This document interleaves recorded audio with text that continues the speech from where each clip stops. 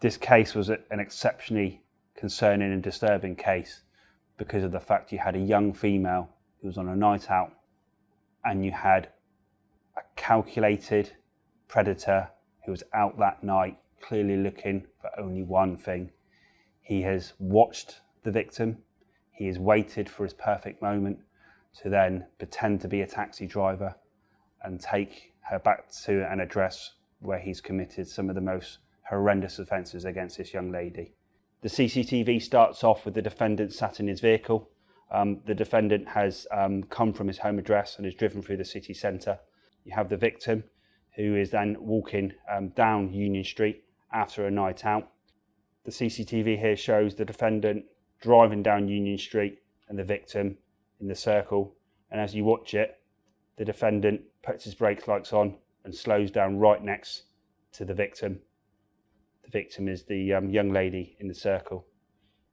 The defendant drives his vehicle back up towards the victim as she proceeds to walk up Union Street. The victim is inside the green circle and the defendant is making his way up. As the defendant pulls his way up, he slowly slows down, stops next to the victim, where the victim then proceeds to go and talk to the defendant through the window. There's a short conversation where the defendant says he's a taxi driver, and the victim gets into the vehicle, and before the door is even shut, the vehicle makes off at speed towards the Devonport area. That then led on to a police investigation after the victim reported that she'd been raped. The message to other victims who've been victims of rape and serious sexual assault is that you will be believed.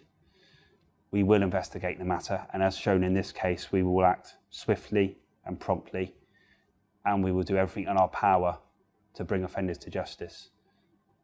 When you are ready to talk, we are here to listen, and we will investigate the matter effectively and promptly